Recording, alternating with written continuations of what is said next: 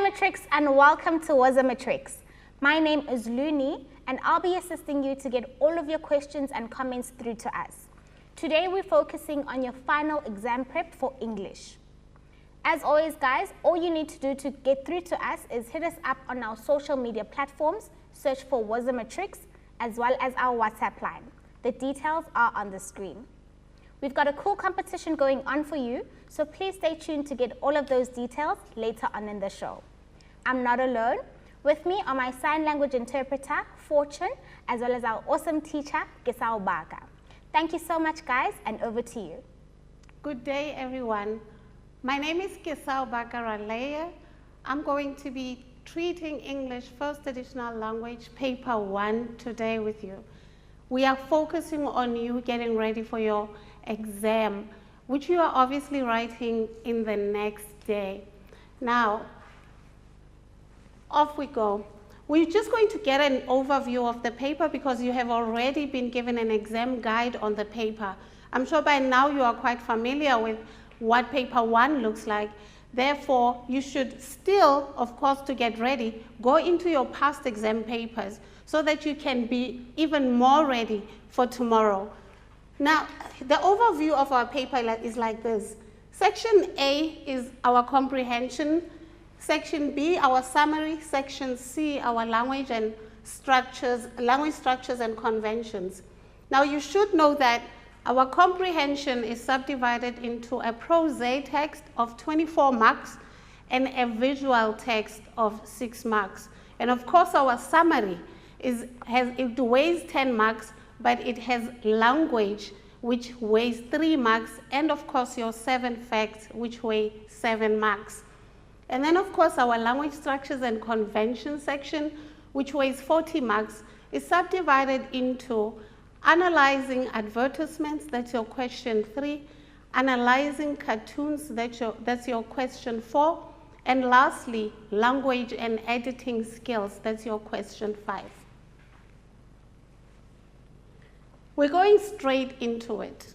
When you open your question paper, you will be given an instruction and information page. Please make sure that you look that over so that you can time yourself properly. When you go into the comprehension passage, the text A will be a written text, which we call a prose text.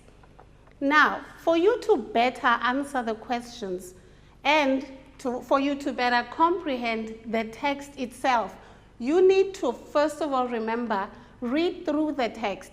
Remember, for the first 10 minutes before 9 o'clock when your paper starts, your invigilator is going to say you have 10-minute reading time. Use this time to skim and scan your question paper, but most importantly, to read through for the first time your comprehension written text. Make sure that you read again once your invigilator says to you that it is time to begin. So you will have ample time to have read it twice. When you are reading through your text, as you are reading, you need to identify, first of all, the main idea. You will find the main idea most of the time in the title itself. However, if it is not in the title, you will find the main idea in each paragraph.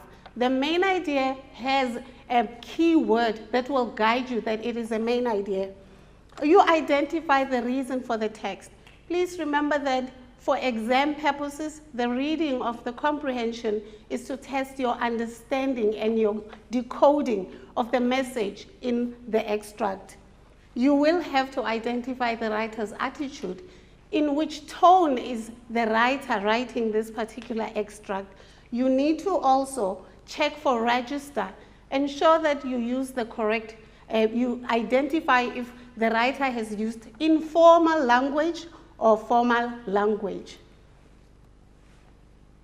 Let's go straight into your summary. Your summary in the question is question 2, and I've already stated it weighs 10 marks. In schools, you should know by now that a technique for you to use to ace your summary is to do 4 things.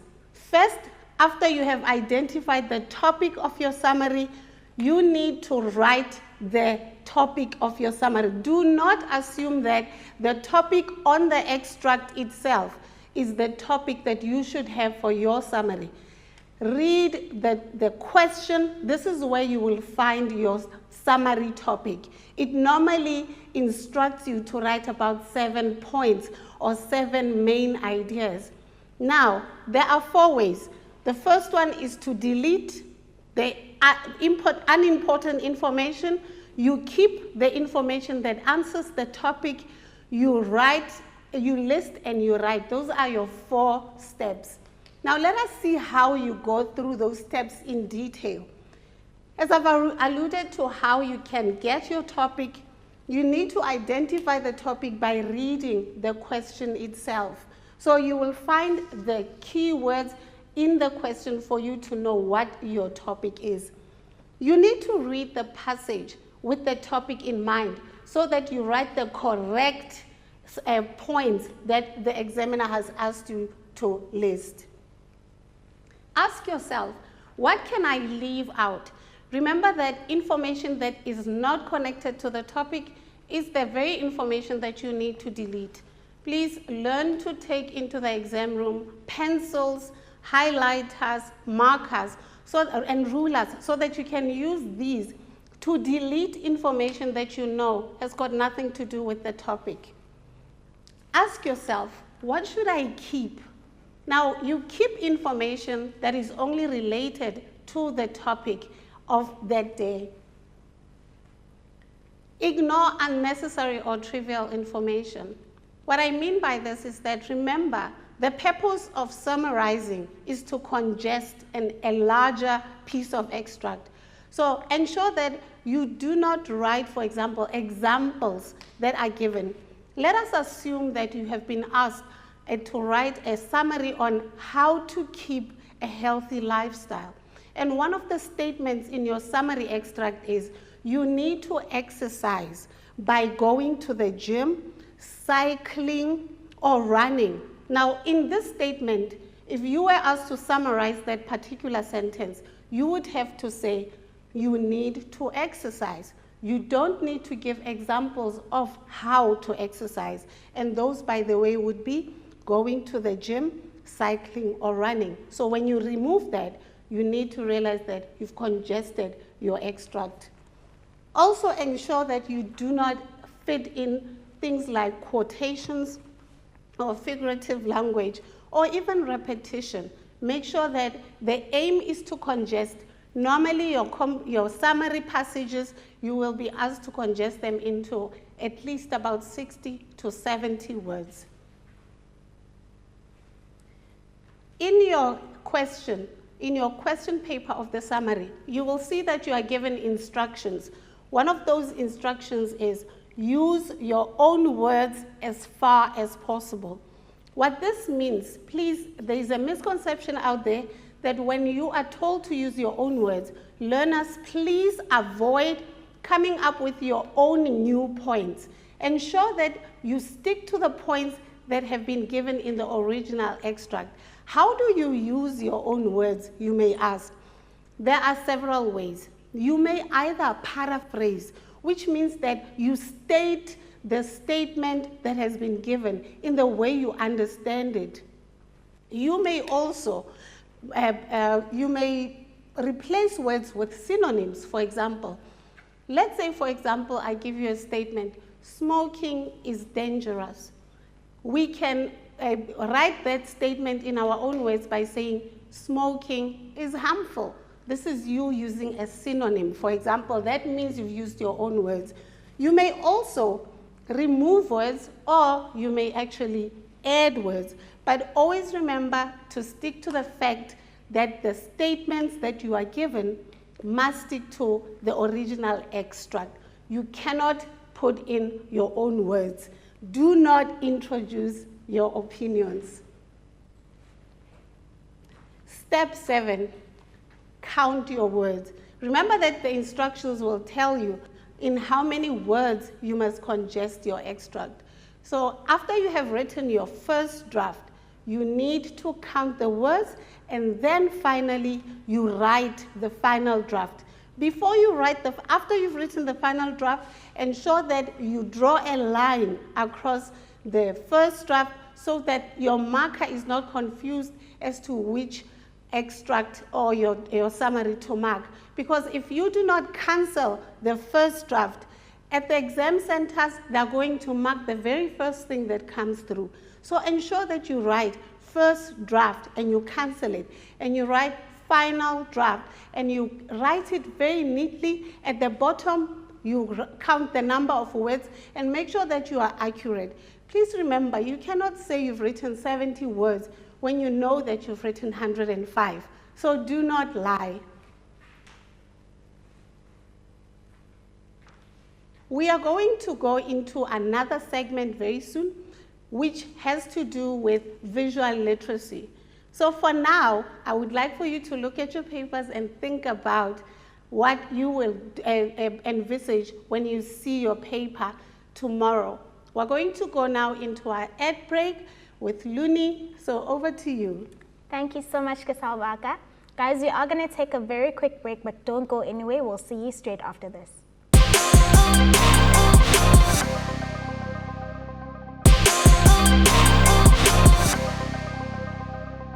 Welcome back from the break, guys. If you've just joined us, we are still assisting you with your final exam prep to help you with the upcoming exam. Well, we've got good news for you. Woza Matrix is bringing you the hashtag WozoWinner competition, where 2 lucky matriculants stand a chance to win 2 gigs of data.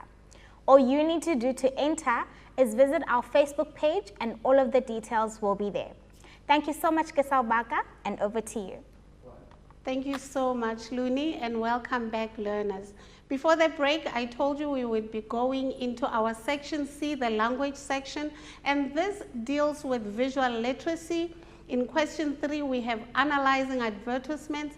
Question 4, we have analyzing cartoons. And these are the 2 we will be focusing on today. And then we will go into question 5, language and editing skills. Let us start with analyzing advertisements. Now, for you to be able to analyze advertisements, you need to have within you certain skills. You need to be able, for example, to identify principles of advertising. And by now you should know that the principles of advertising are called the IDA principles.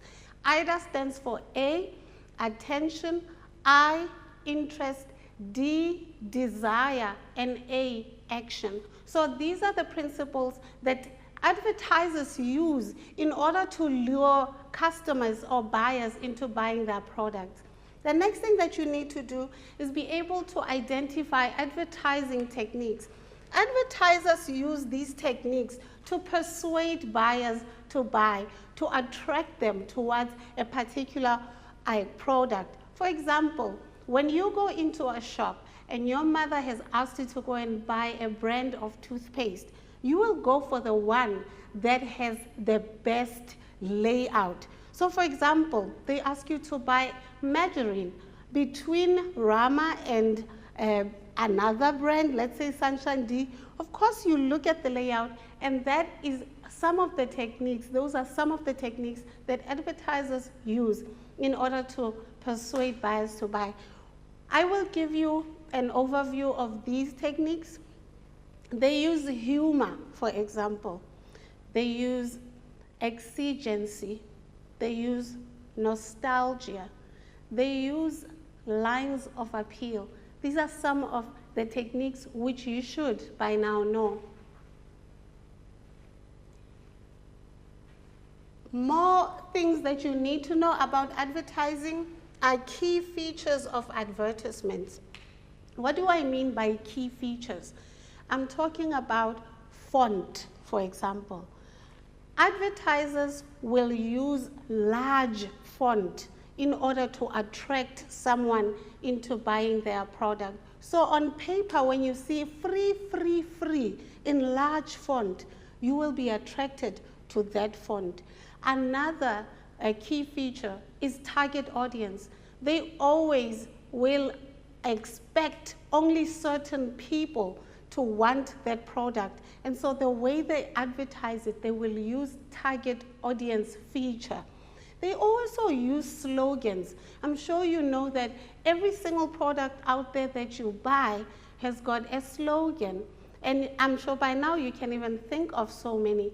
A slogan is basically a short, striking statement that is connected to the brand. I will give an example. Everybody will buy KFC because it's what? Finger licking good. Do you understand? So we are lured to the slogan rather than the name of the product. That is one key feature. Another key feature is what we call figurative language. They may use alliteration, for example. That is repetition of consonant sounds. They may use onomatopoeia. That is when they write a word in the way it sounds. So these are some of the key features that you need to look out for. Punctuation is also quite important. Please learn to also recognize persuasive language. In exam purposes and in advertising, we call persuasive language lines of appeal, or we can also call it the word copy, C-O-P-Y. It is not to copy. Copy is basically the body of the language, the body of the advert, and they use persuasive language in order for you to buy a product. So advertisers will use words like quality guaranteed. They will use words like money back guarantee. This is what we call persuasive language. Sometimes they will say pure leather. And people buy their products because of these key features. Persuasive language. Please learn when you are reading your advertisement that you learn to interpret the questions. Learn to know which ones are literal or reorganization questions, which ones are inference questions, which ones are evaluation and reorganization questions. And these will guide you with the mark allocation that the examiners give. We are now going to go into an advertisement. An advertisement of Sensodyne. Let us take a look at this advert. I need you, when you look at this ad, to first of all look at the key features, the layout. They have used a woman who is a doctor to say she recommends Sensodyne. They have used the pack shot. That is the way in which the toothpaste is packaged is called a pack shot. It's another key feature. I'm sure you can see the word Sensodyne is written with large letters. That is how we know that this is the product or brand name. If you look at the bottom here, you will see that it says #1 dentist recommended brand for sensitive teeth. Okay? Now, this is what we call a slogan. But when you look at inside what we call the body of the advertisement, this is what I was talking about persuasive language. They use the word expert here. Now, to suggest that this is the best product, it does the job better than any other toothpaste out there. It is expert. No other toothpaste has such a good way of relieving sensitivity on your teeth. Not only do they do that, they also write the word plus. What does this suggest? This toothpaste doesn't just give you sensitive relief on your teeth, it also, as in plus, I'm sure you can see the word is written in large font. It also gives you the benefits of daily toothpaste. So you don't just use it to relieve the sensitivity, you use it daily. And here they've written that you must use it twice every single day, just like every other toothpaste. So, see, daily, but twice. Okay, so let us go into the questions that can be posed in your exam paper about an advertisement of this kind. Before I continue, look at the smile on this woman's face. The teeth are white. Her face is glowing. She's happy. Look at her body gesture. She is suggesting that she really trusts this product. And you can see that she's wearing a white overcoat. This here, what she's wearing, suggests that she's a medical expert. If you see an advertisement that looks like this, there's no way you wouldn't believe that it's going to work. So let's go into the questions that you may come across in the exam. The first one, which product is being advertised? I know you got this one, Sensodyne toothpaste. Another question that can come, who is the advert aimed at? This is a key feature where they talk about the target audience or the target market. Please remember, sometimes a product that is sold, let's say for example, Yogi Sip. Now we know a woman as old as me don't go around buying Yogi Sip. Yogi Sip is mostly for children. Now if a question comes to you and they say to you, who is the advert aimed at, and you see Yogi Sip, obviously you will very quickly believe that it's aimed at children. Why would you think that? Because it is the children who are going to consume it. But please remember, the children may consume it, but the parents are the ones who are going to buy that product. So be very careful that when they ask you about target audience and you see a child or children's product, please remember the product target market are the adults who have children who will consume that product and not the children themselves. It's like when they advertise peanut butter, for example. It's not everyone who loves to eat chocolatey, nutty flavored products. So if they say who is the target market, you should be able to say it clearly. People who enjoy chocolate flavored peanut butter. Do you understand? It's not everyone. So be very specific who the target market is. So let us look at the target market for Sensodyne toothpaste. People with sensitive teeth and gums. Okay, now some of you may have written people who use toothpaste or people who brush their teeth. I brush my teeth every day, but I don't have sensitive gums. I don't have sensitive teeth. Therefore, I will not use Sensodyne. I will use another brand. That is why it's very important for you to specify which people, okay? Let us look at the next question of our same advertisement. Why has the advertisers included the picture of the woman? We all saw the woman, right? There she is. There's the woman. Why do you think they've included the picture of this woman? Well, remember when I was explaining, I said to you that she's obviously a medical expert. And how do we know that? Because her name is Dr. Alexandra Smith. So you need to see such words, realize that you need to analyze every single word and check how it links with the photo or the picture in the frame. So they have included this woman because obviously she's a doctor. And why else? Because she recommends this product. And so it is easy for us to connect with her and to believe her. So this is another technique, okay? Our fourth question, discuss the effect of the overcoat. Remember I spoke to you about what she's wearing? We won't find a teacher like myself, unless I'm a physics teacher, of course, in school, going around the school wearing a white overcoat. When do we see white overcoats? In hospitals, sometimes even in butcheries, yes, we do. But now this particular one, because the advertiser's already stated she's a doctor, so the white overcoat has an impact and an effect on the buyer. because she's more believable as a doctor now that she's wearing a white overcoat. So the woman is wearing a white overcoat to suggest that she's a medical expert.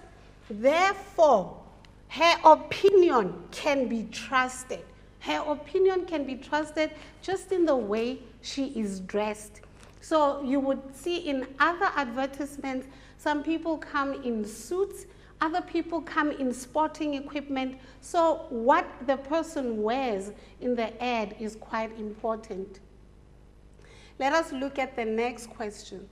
Why have the words expert and plus been written in large font? You see that, expert and plus.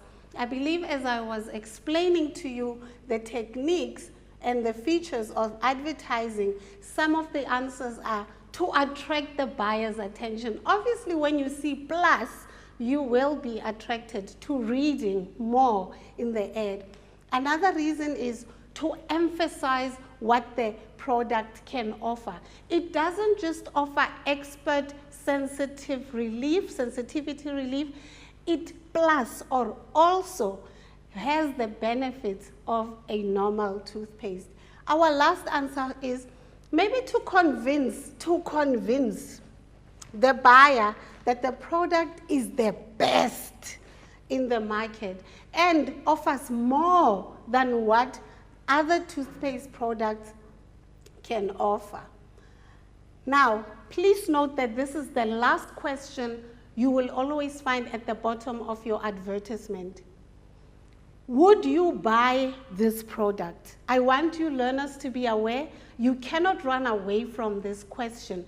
You need, when you are analyzing your advertisement, to think about it. Have you been convinced enough by the advertiser to buy the product? And of course, this is what we called an evaluation and reorganization question, which means it is an open-ended question. You are allowed to say yes, you are convinced, or you are allowed to say no, I'm not convinced. But you cannot say yes and no. You need to make a decision. However, also please note that your mark is not going to come from just saying yes. You have to substantiate why you say yes, you would buy it, or why not. Okay, so make sure that you give a very elaborate explanation on why you say you would buy it or why you say you would not buy it, because sometimes these questions, they weigh up to 3 marks and you need to get those 3 marks. So here are possible answers. Yes, this is not just a toothpaste. I would buy it because it also gives relief from sensitive teeth and gums. Or I have sensitive teeth, therefore I would use it.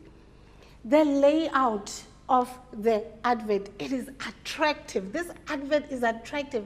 It persuades me because it's got this doctor in it, and I'm persuaded to buy the product. This is an option. You may say, yes, I'm convinced. However, you may also say, no. As I've already told you myself, I don't suffer from sensitive teeth and gums. Therefore, I don't see a reason to buy Sensodyne. I would buy any other product because it works for me and my mouth. So you have a right to say in the paper, no, I wouldn't buy it because I don't have sensitive teeth and gums. And I don't think I like the taste of Sensodyne, in fact. Now we're going to go into an ad break and go into our next question, and that is analyzing cartoons. Over to you, Luni.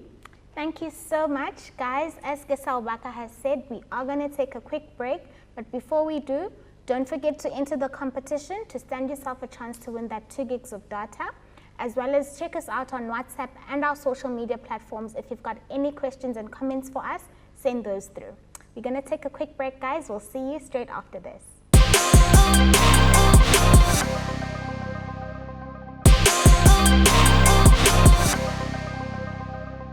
Welcome back from the break, guys. We are still assisting you with your final exam prep. As Gesal Baka said before the break, now we're going to analyze a cartoon. So over to you. Hello again. Yes, this is one of my favorite questions, question 4, analyzing cartoon. A cartoon in the English file paper is a series of frames with each frame telling a story. At the end of the last frame, you will always see what's called a punchline. Now, it's very important for you to know that a punchline may just be there to inform you or to teach you a certain concept. Or a punchline, like you should know by now, is actually a humorous end to a joke. Okay, so with analyzing advertisements, please know that in an advertisement, there are certain aspects that you need to look at. First of all, setting. What is setting? Setting is basically when and where the cartoon takes place. For example, Madam and Eve, we know, takes place in contemporary South Africa, isn't today? And sometimes you look at Zits or Calvin and Hobbes, and their cartoons may take place in a classroom. So know the setting, because your examiners will ask you about setting. Know the objective of the cartoon. What is it aiming to do? When a cartoon strip is given to you, it may aim to inform you about a social issue. It may educate you about maybe a popular person, or it is just meant to be funny. Now, look at the language. Language is important in cartoon analysis, because the cartoonist may make the characters in the cartoon speak in formal register or in informal register. Learn to identify this. Look at the actions. The actions are what we call motion lines. Remember, a cartoon is drawn. Therefore, we may assume that the paper is still. We can know about the actions that are happening in the cartoon through motion lines. Or action can also come with body language, gestures, facial expressions, and therefore we will know what is happening with the characters in the cartoon. Please learn to go into the internet and familiarize yourself with different cartoon strips. Garfield, Dennis the Menace, Hagar and Helga. You know, I've also talked about Calvin and Hobbes and Madam and Eve. I've also mentioned Zits. These are some of the cartoon strips that your examiners always go into the internet to source them and give them as part of the exam paper. We are going to look at a cartoon strip, and we are going to be looking at Madam and Eve in particular. They are quite a funny bunch. Here is the cartoon. Let us read it for a minute. We see that in the first frame, frame 1, frame 2, frame 3, frame 4. Remember, I spoke about setting. What is the setting here? Obviously, it's in the street. There is a police officer, and Madam is in a car and she's been stopped. That is our setting. And the objective here, once we read it, you will see that it is meant to make us laugh, but it's also meant to educate us. You will also see the font that the word problem, money, pay, bribe, they are written in large font. You need to be wary of this. Also look at punctuation. There is an ellipsis here to suggest that this woman she had an afterthought and her sentence statement is completing here. So look at that when you analyze the cartoon. It goes, what seems to be the problem, officer? Well, our pay is low. I need money, so I have to ask you for a bribe. I understand. Here you go. Finally, as they move, an honest cop. We know they are moving because there are motion lines here that suggest that the car is exuding fume. We know that the man is tired and weary and dreary and demoralized, demotivated about his job because of his facial expression. Look at the facial expression. And of course, look at Madam's facial expression, Eve's facial expression. She's in shock. She is laughing and smiling and quite pleased. Let us look at some of the questions that come through.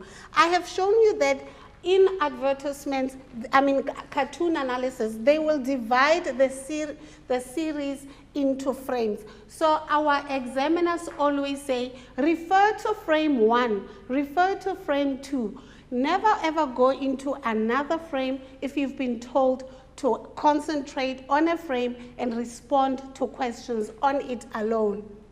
Here is an example question. Madam refers to the man as officer. Give a visual clue. Visual means what do you see that makes Madam call him officer? Okay? Not what she's saying. That would be a verbal clue. But a visual clue is what you see with the character.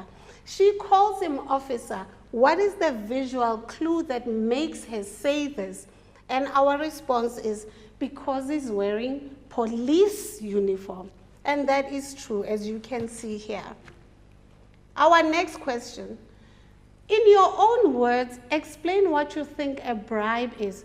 These are words that you should be familiar with because they are just basic vocabulary and general knowledge. Always learn to read, read, read. The more you read, the more vocabulary you instill in your mind. And therefore, you will always have words to be able to respond to and understand. What is a bribe? We all know that a bribe is a sum of money or any other form of inducement that people are given in order to act in our favor. If you bribe someone, you don't necessarily have to give them money. We can bribe, for example, a mother can bribe a child by saying, if you finish your peas, I will give you dessert. Okay, that's a form of bribe. However, in this particular example of a cartoon, the bribe is the sum of money. We will look at another question. The officer has been depicted in a stereotypical manner. Explain stereotype. I will say to you now that stereotype, satire, irony, caricatures, these are some of the techniques that cartoonists use in order to make fun of something, an event or a person. A stereotype is basically a generalized belief that someone is the way they are. So for example, there's a general understanding that teenagers are lazy, untidy, rude, okay? There's also a general idea that girls and boys who are young are always on the phone. That's called stereotyping. However, in this particular cartoon, the man, the police officer, has been stereotyped, and you need to explain what the stereotype is. He's depicted as looking tired and demoralized about his job. I'm sure you can see he is not necessarily fit. He seems to be fat. That's the way he's been drawn. Okay, and here's another general idea, a general note about police officers is that they always take bribes. The cartoonist thinks that it is typical of many of police officers in our country. Our second last question. Do you agree that officers of the law should take bribes? This is an evaluation and reorganization question because it is trying to look at what you think in your head and what you believe in your heart. It carries about 2 to 3 marks. That is why you need to give a reason or substantiate your yes or your no. So in this response, I have stated, of course, my opinion. No, they should uphold the law and not break it. Therefore, they should not take bribes. Our very last question, discuss fully the humor and how it has been depicted or created in your frame 4, as well as the cartoon as a whole. Please remember, in analyzing advertisements, there's always that last question: would you buy this product? Just like in cartoons, there will always be that last question: is this cartoon funny? So you have a prerogative to say that no, it's not, or yes, it is. However, remember, with evaluation and reorganization questions, you need to substantiate why you feel this cartoon is humorous or why you feel it is not humorous. Please never ever give a response saying, it's not funny, I don't share the sense of humor of the cartoonist. No, you have to answer in the context of the cartoon itself. So, do you find this cartoon funny? Obviously, it's quite funny because remember, in the cartoon, Madam says at the end, finally, an honest cop. How is this man honest if he's asking for a bribe? Remember, we said that officers of the law should not ask for bribes. Therefore, when this question comes through, you create, the humor is created through irony. It is ironic that Madam says the policeman is an honest cop, yet he's acted in a dishonest way. This is where irony comes. Irony is when you say something, but the opposite of it applies. So it is quite funny that he calls him honest, yet he has acted in a dishonest way by asking for a bribe. That is why we see the look on Eve's face as quite shocked. We are going to go now into question 5. I'm going to give you just an overview of some of the language concepts that are going to come through in your paper. Please, before you write paper 1, make sure that you have a thorough understanding of these vocabulary aspects. Language structures and conventions. Make sure, before you write your paper 1, you revise verb tenses. What are verb tenses? Present, past, future. And of course, their forms, as in the present perfect, the present continuous. These are their forms. Learn to also revise concord. Concord is what we call subject-verb agreement. The bird sings. The birds sing. Make sure that your subject and your verb agree in the sentence. Learn to revise spelling. It is incorrect for you to write things like writing with a double T or smiling with a double L. Please don't do that. Don't write beautiful as if you have a double L at the end. No, beautiful, full of beauty, no. Singular and plural forms. Learn to revise these. Question tags and active and passive voice. Please note, learners, all these vocabulary concepts or aspects are grammar aspects, they are going to be in your paper.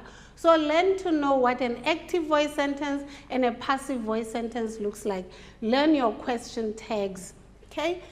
Direct and indirect speech. This question carries the most marks in question 5. It carries up to 4 marks because you have to change punctuation, you have to change pronouns, you have to change verb tenses, you have to change modal verbs. Please learn that. You need to revise this. Negative sentences. Negative sentences, when they are given to you, you cannot, when a teacher, an examiner says, write the following sentence in the negative form. I am happy. In the negative form, you cannot say, I am unhappy. You must say, I am not happy. If your sentence does not have the word not, it is not in the negative. Learn to revise roots and affixes, prefixes and suffixes. Learn conjunctions. These are parts of speech that we use to combine 2 sentences. Degrees of comparison. Good, better, best. Not good, gooder, goodest. Please. The apostrophe. It's important that you know that an apostrophe can be used for omission in a word didn't. The O is omitted. Or for possession. My father's car. Make sure you also revise correct form of verb. Sometimes you will be given a word in brackets and you need to correct the form of that word. Homophones, homonyms. Homophones are those words that sound the same but they are spelled differently. Homonyms are words that are spelled the same but mean different things. Synonyms, words that have similar meaning. Antonyms, words that are opposite in meaning. Lastly, parts of speech. All 9 parts of speech are important. Articles, a, an, the. These are your articles. Nouns, proper, improper, all these. Pronouns, I, she, he, we. Verbs and adverbs. Please ensure that you also do adjectives. These are describing words. Prepositions, words that show you different positions of a particular person. Conjunctions I've talked about. Interjection. An interjection is when you exclaim in some way. When you say, wow, oh, ouch. Wow, we have come to the end of our lesson. I hope what you learned today is going to make you ready and focused for your upcoming examinations. Just one last thought. Make sure that you read the instructions carefully. Make sure that you study hard and always make sure that you aim for the highest mark. Never sell yourself short. I just want to say good luck to you out there, learners. All the best. Thank you so much, and that was such a lovely lesson. I hope you matrics did enjoy it and you're going to take away as many tips as you can to ace your exams. Congratulations to all of our competition winners who will be announced on our Facebook page after the show. Don't forget to check out our schedule on www.wozamatrix.co.za, as well as our YouTube channel if you missed any of our shows.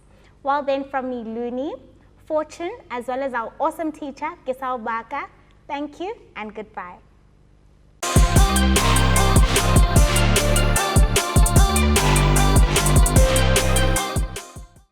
Siyabangena! Wozamatrix is back and better than ever, with catch-up lessons, revision and learning support on more platforms than ever before. There are great support materials on the DBE Cloud. Find us on television and revise 10 subjects. And if you miss something, relax, Ntwana. Go to our YouTube channel or DSTV catch-up. Need help? Check out Vele, our Telegram-based chat platform where teachers are waiting to help you. Prefer WhatsApp? Send questions or voice notes to our Wozamatrix WhatsApp line. And that's not all. Want to test yourself? Check out the Matric Live app. Hey Matrix 2021, we've got you covered. Confused where to go? Visit the Wozamatrix website at wozamatrix.co.za. Wozamatrix.